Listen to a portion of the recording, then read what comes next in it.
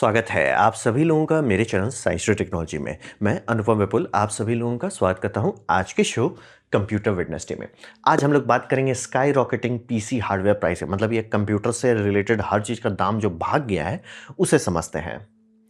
तो समझिए ये सब शुरू कब हुआ। ये शुरू हुआ था 30 नवंबर 2022 को, क्योंकि चैट जीपीटी पब्लिक के लिए अनाउंस किया गया। ये समझना बहुत जरूरी है। चैट जीपीटी बैकग्राउंड में काम चल रहा था, लेकिन और मतलब बहुत सारी कंपनी एआई पे काम कर रही थी, लेकिन सब वो लैब में था। पब्लिक के लिए खुला एक लार्ज लैंग्वेज मॉडल जो थोड़ा सा भी यूजफुल है, ये चैट जीपीटी से हुआ और दुनिया पगला गई इसके पीछे। ये समझना बहुत ज़रूरी है। 2023 में ये मतलब जो चीज़ कर पाए, 2 महीने में ये 100 मिलियन यूज़र ये क्रॉस कर लिए थे। समझना बहुत ज़रूरी है कि फेसबुक, चूँकि फेसबुक बहुत पहले आया था तो आप कहोगे कि उसको 4 साल लग गया, फिर धीरे धीरे 3 साल आपको माई स्पेस करने में लगा था, इंस्टाग्राम को 2 साल 6 महीने लगा था, वी चैट वो तो पूरा, टिकटॉक को भी 9 महीना लग गया था, और टिकटॉक बहुत रिसेंट चीज़ है। तो समझिए कि ये बहुत ज़्यादा बड़ा यूज़र बेस बहुत जल्दी बना लिया, और पूरा दुनिया को समझ में आया कि एआई अब ऐसा चीज़ नहीं है जिसको आप साइंस फिक्शन में, स्टार ट्रैक में देख रहे हैं। ये ऐसा चीज़ है जो है, हकीकत में है। एआई इज़ रियल, और वो आ चुका है, और उसके बाद ग्लोबल रेस शुरू हो गया। और रहा बात कि यहाँ पे ये सबको सॉर्टेड है कि ये नेक्स्ट बिग थिंग है, यानी कि ये इंसानियत का भला भी कर सकता है, बुरा भी कर सकता है, लेकिन ये है, मतलब ये सॉर्टेड है। ये हाइपर लूप जैसा हुलुलुलु नहीं है, ये एक्चुअली है, यूजफुल है, इसे बस बनाना है। मतलब कि अभी मैं एकदम क्लियर करता हूँ, मार्क 1 ही प्रोडक्ट बना है, लेकिन जो पहला मोबाइल फ़ोन बना था वही मार्क 1 प्रोडक्ट था। उस टाइम जो लोग विजनरी थे वो समझ गए कि भैया यही कल को रूल करेगा, हो गया। तो सेम यहाँ पे भी वही है। एआई सबको दिखा दिया, मतलब चैट जीपीटी का जो लॉन्च हुआ वो सबको दिखा दिया कि एआई एक ऐसा चीज़ है जिसको आप बना सकते हैं, जिसे कर सकते हो, और वो जो सपने भी देखते थे वो अब पॉसिबल होने लगा है, और मनी फ्री फ्लोइंग शुरू हो गया। मतलब कि ये कुछ महीनों में जितना बड़ा रेवोल्यूशन लिया, जितना तांडव मचा दिए, पैसा पानी की तरह बहाया जाने लगा इसके पीछे। तो राह पे हम लोग बात करने वाले हैं कि ये अफेक्ट जो है उससे हुआ कि 2020, मतलब 4 साल हो चुका है एआई बूम का चलते हुए, और पब्लिक अब मतलब कि 2026 में आप कंप्यूटर खरीद ही नहीं सकते। और यहाँ पे दो तरफा प्रॉब्लम हो गया। पहला प्रॉब्लम है कि अफोर्डेबिलिटी तो छोड़ दीजिए, अवेलेबिलिटी भी खत्म हो गई है, यानी कि बहुत सारा प्रोडक्ट्स आपको मिलेगा नहीं, आउट ऑफ स्टॉक मिलने लगेगा। जीपीयू हो, रैम हो, नया नया चीज़ आपको मिलेगा ही नहीं। बहुत सारा, मतलब कहने को लॉन्च हो रहा है, कहने को आ रहा है मार्केट में, लेकिन आप खरीदने जगह बहुत जगह आउट ऑफ स्टॉक है। और इसमें वही समझिए कि खरीद आपका बैंड बच जाएगा। मतलब आप ट्राई कीजिए, हार्ड ड्राइव खरीदने का ट्राई कीजिए, एसएसडी खरीदने का ट्राई कीजिए, बहुत रेयर हो जा रहा है। खासतौर पे जो रिसेंटली बनाया गया, मतलब कि बना के कंपनी ने रख लिया स्टॉक में, बात अलग है, लेकिन जो रिसेंट है बहुत ज़्यादा तांडव हो रहा है उसमें। और अगर आप इसको दाम के मामले में कंपेयर करेंगे, 2022 यानी कि चैट जीपीटी से पहले, और 2025 जो पूरा साल बीत चुका है, ड्रामेटिक क्रीप अप हो रहा है। यानी कि किसी किसी चीज़ में दाम गुने में भाग रहे हैं, मतलब कि 100%, 130%, 200% दाम भाग रहा है, और किसी किसी में मतलब 30, मतलब कि जो सबसे कंजर्वेटिव है वो भी 30% से ज़्यादा दाम भाग चुका है, और जो भाग रहा है वो तो 2-3x पे चल रहा है। और ये हर चीज़ का है, समझना बहुत ज़रूरी है। चाहे हार्ड ड्राइव हो, चाहे रैम हो, चाहे एसएसडी हो, हर चीज़ का दाम बढ़ गया है। तो रहा बता, आप रैम, ये प्रोसेसर और रैम का, ये मदरबोर्ड का करोगे अगर ये 3 चीज़ नहीं है तो नैंड फ्लैश से लेके हार्ड ड्राइव से लेके बाकी सबका भी जो बढ़ गया है, ये बहुत सीरियस समस्या बना देता है। तो रहा बात कि ऐसा रीज़न क्यों है, हो क्यों रहा है ऐसा। ये समझिए कि एआई मार्केट में जो पैसा डाला जा रहा है वो बहुत ज़्यादा है, थोड़ा नहीं है। ये एनवीडिया का 4.5 ट्रिलियन वर्थ नहीं हो सकता है, ये बहुत ज़्यादा है। मतलब कि हाइप, मतलब सट्टाबाजी हो रही है। ये इतना प्रैक्टिकल ही नहीं है, क्योंकि आप ऐसा कुछ नहीं बनाते हैं जिसके बिना इंसान जिंदा नहीं रह सकता। मतलब कि आप ऑक्सीजन बेच रहे हो तो इतना दाम आना चाहिए, वो भी ऐसा नहीं कर रहे, तो ये है ही नहीं। और हिसाब ये समझिए कि इतना ज़्यादा पैसा डालने से ये हो गया कि सारी मैन्युफैक्चरर्स जो है, जो मतलब समझिए एनवीडिया से नीचे आते हैं, यानी जो आपका टीएसएमसी हो जाए और जितनी फाउंड्रीज कंपनी है, वो सबको आ गया कि भैया हम सारा हार्डवेयर जो ओपन मार्केट के लिए रखें, कि ये हमारा फैब है, ये हमारा फैब्रिकेटर है, ये सब ओपन मार्केट के लिए काम कर रहा है, उस सबको छोड़ के शांति से एआई मार्केट में घुसा दो, शिफ्ट करो। और वो लीगली उनको करना ही है, क्योंकि मतलब सारी कंपनी का, क्योंकि दुनिया थोड़ा फूक लिया था, तो ये कर दिया गया कि स्टॉक वैल्यू ज़्यादा मायने रखता है, ना कि मतलब क्यूमुलेटिव इफेक्ट क्या कर रहे हैं सिविलाइजेशन पे, और अपने इंप्लॉइज को भी छोड़ दीजिए तो सिर्फ स्टॉक के पीछे पड़े रहते हैं। तो हिसाब वही हो गया कि पूरा मार्केट जो ओपन मार्केट को छोड़ के एआई में स्विच कर गया, तो सिलिकॉन का पीछे लड़ाई होने लगा। यानी कि सिलिकॉन इंगेट, जैसे एनवीडिया के पास एक सिलिकॉन इंगेट आता है, उससे वो RTX 5090 बनाते हैं, उसमें कितना प्रॉफिट होगा वर्सेस ये A100 या A200 सब बनाते हैं, उसमें कितना प्रॉफिट होगा, जमीन आसमान का अंतर है। तो वो सीधा छोड़ दिए कि मतलब बंद ही कर दो वो सबको, अब ये करो, क्या बोलते हैं, टोन डाउन करो, कि मतलब आपका 10 वेफर जा रहा था सिविलियन यूज़ के लिए, उसमें से 1 वेफर कर दो। वो सीधा सीधा वो कर रहे हैं, क्योंकि मतलब प्रैक्टिकली सेंस बनता है कि अगर आपका जो सिलिकॉन इंगेट है, वो इंगेट अगर A100 में जाता है तो आपका 50 गुना का प्रॉफिट देता है, वर्सेस वो मतलब RTX में जाता है तो उतना प्रॉफिट नहीं देता, तो क्यों नहीं करोगे आप? तो वो करो। और ये पूरा सप्लाई चेन में हो गया, यानी कि जो लोग रैम बना रहे थे वो बोल रहे कि भैया हम HBM में स्विच कर देते हैं, और सब जगह हर फील्ड में सब लोग ये कर रहे हैं, इसीलिए आपका फ्लैश चिप भी नहीं मिल रहा है उतना। तो ये सीरियस सिचुएशन बना दिया कि सबको करना पड़ रहा है, क्योंकि ये लोग इतना खरीद रहे हैं। ये बोल रहे हैं ये पैसा पूरा फेक है, ये हो ही नहीं सकता कि ओपन एआई 500 बिलियन की, सर आपने किया क्या है जो 500 बिलियन लायक है? माइक्रोसॉफ्ट का चलो लेगेसी है, एनवीडिया का लेगेसी, आपका क्या है? ओरेकल का दिखा रहा है XAI से, मतलब सब बस गोल गोल गोल घूम रहे हैं। मतलब कि आप सोचो कि एनवीडिया कितना फेक पे चल रहा है कि सर हम जीपीयू देंगे, ये जीपीयू इतना एडवांस है कि पिछला जीपीयू इस्तेमाल करना आपके लिए पैसा बर्बाद करना है। सर तो इसके बाद भी तो आप लॉन्च कर दोगे ना। और ये सब इक्विपमेंट इतना एक्सपेंसिव है कि कम से कम कुछ साल चलाने के बाद ही आपका ROI आएगा, लेकिन आप कुछ साल आने से पहले ही आप नया रिप्लेसमेंट निकाल रहे हो और क्लेम कर रहे हो कि वो बेटर है। या तो आप झूठ बोल रहे हो, या तो जो खरीदे वो लटक गया, और ये आप हर बार कर रहे हो। तो आप समझ सकते हैं कि मतलब ये हो ही नहीं सकता कि एक AI कंपनी, सर ना मैंने एनवीडिया का, जैसे मान लीजिए A100 को आप क्लेम कर लो कि A100 X परफॉर्मेंस था, A200 अगले साल आ गया। A100 आप चला नहीं सकते क्योंकि वो ज़्यादा बिजली वेस्ट करेगा, ठीक है, A200 लो। सर वो उसका तो पैसा आपने दिया था, ROI तो हुई नहीं। और ये अब सोचोगे ठीक है A200 ले लिए, A300 आ रहा है सर, A400 आ रहा है, मतलब कि एक एक साल के अंदर जो एनवीडिया क्लेम करते रहे, या तो उसका क्लेम फेक है, या तो कोई भी कंपनी ROI कर ही नहीं पा रहा है, क्योंकि इक्विपमेंट इतना जल्दी खपत हो जा रहा है। हार्ड ड्राइव जैसे आप लेते हो तो उसे एटलीस्ट 5 साल यूज़ किया जाता है डेटा सेंटर में, उसके बाद निकाला जाता है, और उसको एक्सपेक्टेड है। लेकिन आप सोचिए कि हार्ड ड्राइव अगर हर महीने खरीदने लगिएगा, दिक्कत हो जाएगा। यहाँ पे वही हो रहा है, जो जो इक्विपमेंट्स खरीद के छोड़ दिया जाता था, मतलब हमने खरीदा 5 साल तक नहीं सोचना है, हर साल अब अपडेट करने का बात हो रहा है, 2 साल से ज़्यादा कोई डिस्कशन ही नहीं हो रहा है।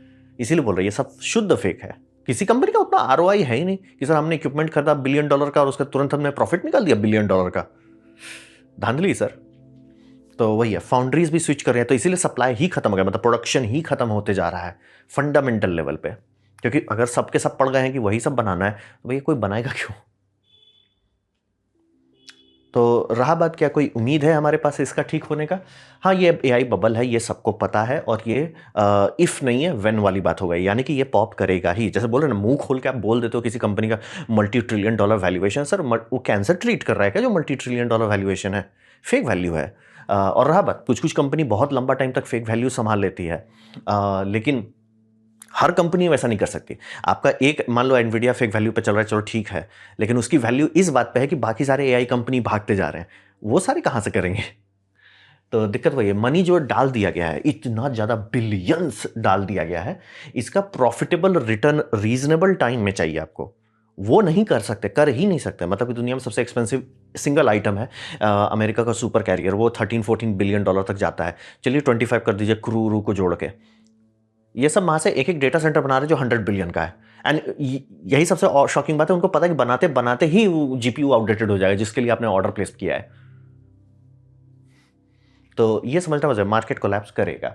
और हाँ, यहाँ ये कब होगा, ये टारगेट सब लोग को चाहिए ना कि कब हम लोग, तो इसका सिंबल आपको मिलेगा जब मेजर कंपनी का ये होना शुरू होगा। सर हमने मतलब रेवेन्यू नहीं दिखाया, 1-2 दिन में कोई दिक्कत नहीं है, लेकिन बहुत लंबे टाइम सर आपका रेवेन्यू कभी प्रॉफिट छू ही नहीं रहा है। आपने इतना मतलब $500 बिलियन का आपने डेटा सेंटर बना दिया, बल्ले बल्ले। सर 500 को कमाओगे कैसे? और आपको 500 से ज़्यादा कमा के देना है, सिर्फ 500 तो लॉस लीडिंग हो गया ना। तो कॉन्टेक्स्ट होता है कि एटलीस्ट 500 बिलियन आप खा गए हो, तो एटलीस्ट 1 ट्रिलियन आप प्रॉफिट करके दो, तब उसमें से निकाला जाएगा कि भैया एटलीस्ट कुछ बिलियन का तो प्रॉफिट हुआ। और अगर वैसा नहीं करते तो भैया नैस्डैक में डाल देते तो ज़्यादा प्रॉफिट होता। जैसे ही वो होगा, कब होगा ये नहीं पता, कौन कंपनी पहला शुरू करेगा वो भी नहीं पता, लेकिन ये होगा ज़रूर। तो जैसे ही वहाँ पे होगा, वहाँ धड़धड़ा के सारी कंपनी का पॉजिटिव रेवेन्यू जब नहीं दिखा पाएंगे, सर हमारा रेवेन्यू जनरेट हो रहा है, मैं रनिंग कॉस्ट की बात नहीं कर रहा हूँ, रेवेन्यू मतलब कि सर $500 बिलियन आपने खा लिया, $500 बिलियन का रेवेन्यू आपको नहीं दिखाना, आपको उससे ज़्यादा दिखाना है ताकि आप एक्चुअली करने का फ़ायदा क्या हुआ वहाँ पे जिस टाइम पे करेंगे धड़धड़ा के होगा। ये कब होगा? अभी का सबका एक्सपेक्टेशन चल रहा है कि 5 to 10 ईयर्स में ये हो ही जाएगा, क्योंकि बहुत ज़्यादा पैसा जला दिए हैं, बहुत ज़्यादा पैसा और बहुत जल्दी। और ये बैंकिंग सेक्टर का नहीं है, यहाँ पे वो नहीं हो कि गवर्नमेंट बेल आउट करेगी, तो दिक्कत वही है। तो रहा बात, इससे फ़र्क क्या पड़ेगा? फ़र्क ये पड़ेगा कि मैन्युफैक्चरिंग कैपेसिटी वेस्ट हो जाएगी। ठीक है, आपने जैसे आपकी 5 फाउंड्रीज थी, आपने से 4 फाउंड्री को कर दिया कि भैया HBM बनाओ। अब वो चारों के चारों तो आपके पास अभी भी एसेट हैं, खरीदने वाले रुक गए। अब आप क्या करोगे? अब ऑब्वियसली वो फैक्ट्री बंद तो नहीं कर सकते, बहुत नुकसान होगा, तो आप HBM को वापस शिफ्ट करोगे, नॉर्मल बनाओ। जब ये होगा तब जाके लोग का एक्सपेक्टेशन है कि ये कोलैप्स से बचाने के लिए, मतलब कि और रनिंग लॉसेस बढ़ जाए, उससे बजाय प्राइस ड्रॉप करो ताकि बिकने लगे। क्योंकि ये समझना बहुत ज़रूरी है, कोई भी इक्विपमेंट में, कोई भी प्रोडक्ट जो आप बना रहे हैं, जीरो सेल से बेटर होता है लो सेल्स, कि भैया कुछ तो निकलता रहे। मतलब आपका रेवेन्यू बहुत नहीं हो रहा है, लेकिन कुछ नहीं हो रहा है वर्सेस कुछ हो रहा है, वो हमेशा मतलब इकोनॉमिकली, मतलब अपने CA का सिर खाइए, वो बता देंगे कि भैया कुछ आप निकालते रहो, रेवेन्यू भले आप नेगेटिव में चलो, लेकिन कुछ ना कुछ होते रहना चाहिए। जीरो रुक गए कि नहीं सर कुछ हो ही नहीं रहा है, दिक्कत हो जाएगा। तो ये होप पे जो सबका उम्मीद लगा हुआ है कि धड़धड़ा के एक बार होगा ही, आप $500 बिलियन, $1 ट्रिलियन, $3 ट्रिलियन। सर ये एग्जैक्टली यही बेवकूफ़ी हमने इस कोल्ड वॉर के टाइम में किया था। सब लोग परमाणु बूम के पीछे पगला गए थे। बाद में पता चला कि भैया बनाने में इसको जितना खर्चा हो रहा है उतने में आप सबको अरबपति बना सकते थे, लेकिन पैसा उसमें लगा दिए, लॉस हो गया।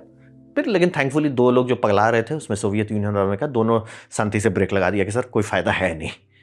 हर चीज़ का एक लिमिट होता है, एक पॉइंट से ज़्यादा। मतलब ये ऐसे हो ना, affordable home at Koramangala for 5,000 crore, sir लोग कोई नहीं खरीदेगा। इक्का दुक्का लोग होंगे भी वो, और कोई नहीं खरीदेगा। तो हर चीज़ का वही समझिए। इसीलिए मैं बोल रहा हूँ, कंपनी का आपने बढ़ा लिया, ठीक है सर, आपने मनी रेस कर लिया, आपने ये कर दिया, क्या सेल कर रहे हो जो उतना रिटर्न देगा आपको? आप हमको ये बताओ, आप क्या सेल कर रहे हो? तो और ये हो चुका है, बाय द वे, पूरा हिस्ट्री पढ़िए, हो चुका है, देशों के साथ हुआ है, मार्केट में हुआ है, सेक्टर के साथ हुआ है, ये होता रहता है। मतलब हाउसिंग जैसा सेक्टर कोलैप्स कर गया कि अरे सर हाउसिंग तो सबको चाहिए, बोलते हैं ना प्रॉपर्टीज ए सेफ इन्वेस्टमेंट, ऐसा कुछ नहीं होता है। इन्वेस्टमेंट है तो सेफ नहीं है, बाय लॉ ऑफ फिजिक्स। तो रहा बात कि भविष्य में हम लोग क्या एक्सपेक्ट कर सकते हैं, तो यहाँ पे समझना बहुत जरूरी है कि ये सिमिलर जो तांडव हो रहा है अभी, कि मतलब सब चीज़ का दाम भाग रहा है, ये पीसी इंडस्ट्री के साथ हुआ था 2011 में, जब आपका फ्लड हुआ था ये थाईलैंड में, ये वेस्टर्न डिजिटल का फैक्ट्री फ्लड हो गया था पूरा। तो यहाँ पे समझना बहुत जरूरी है, सिर्फ 25% प्रोडक्शन कैपेसिटी डूब हो गया, ठीक है। वहाँ पे मतलब जितने फैक्ट्रीज थे, असेंबली सेक्टर से, वो बोल गए। उसके बाद दाम जो है, जिस दिन, ये मुझे याद है, मतलब कि एग्जैक्टली हम हार्ड ड्राइव का देख रहे थे, 4,500 में 1 TB दिखा, तो सीधे 8,000 हो गया। तो मतलब दाम जो है डबल हो गया। और सबसे खौफनाक बात, दाम कभी घटा ही नहीं। मतलब अभी भी देख लीजिए, हार्ड ड्राइव सस्ता कोई नहीं सोचता है।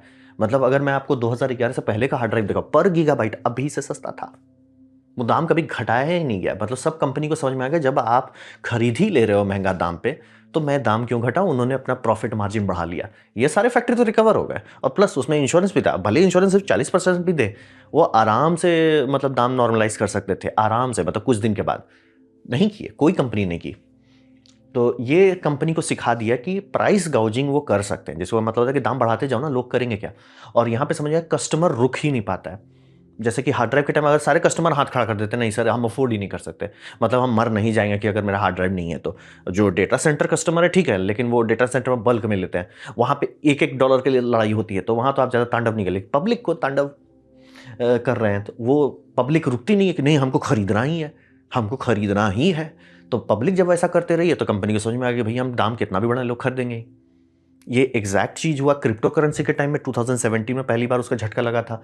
जीपीयू का दाम पागल जैसा भाग गया, और उसके बाद भी पब्लिक को नहीं समझ में आया कि नहीं भैया खरीदना बंद करो, मर नहीं जाओगे अगर जीपीयू नहीं लेते हो। सब मतलब डबल ट्रिपल क्वाड्रुपल दाम किया, अब देखिए जीपीयू का दाम ही वही हो गया है। तो ये बार बार होता है कि कस्टमर जो है कि हम खरीदबे करेंगे, तो मरना ही पड़ेगा ना, क्योंकि सब वही हो जाता है कि अगर कस्टमर कुछ भी खरीदेगा, जैसे कि मान लीजिए फ़ोन जो हो गए, भैया 1-1.5 लाख का कोई फ़ोन है, फोल्डिंग फ़ोन तो चलो पच जाता है कि कुछ नया चीज़ है।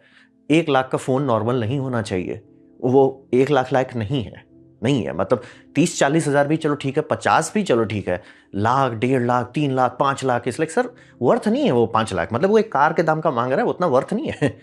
लेकिन लोग अगर खरीदते ही रहेंगे, तो कंपनी थोड़े मूर्ख है कि भैया हम अपना मार्जिन को कम करेंगे। वो तो अपना प्रॉफिट बढ़ाते जाएंगे कि भैया हम मार्जिन बढ़ाते हैं, हमारा प्रॉफिट बढ़ेगा, भले उनका मैन्युफैक्चरिंग कॉस्ट कम रहे।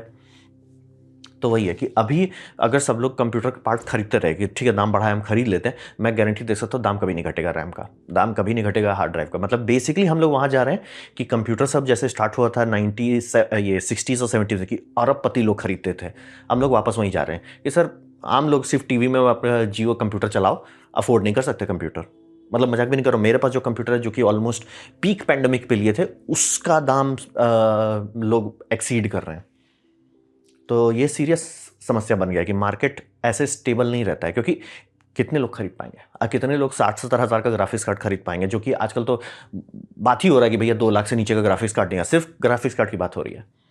तो कॉन्टेक्स्ट वही है कि ये लॉन्ग टर्म स्टेबल नहीं होता है। जो अभी मीम चला हुआ है ना कि you will own nothing and be happy, वो सस्टेनेबल नहीं है। शॉर्ट टर्म के लिए अमीर लोग को बहुत अमीर कर देगा, लेकिन लॉन्ग टर्म में वो सीधे उड़ा डालेगा सबको। मतलब पिरामिड तभी तक स्टेबल रहता है जब तक बेस है, बेस की वाट लगा दीजिएगा पिरामिड खत्म हो जाएगा।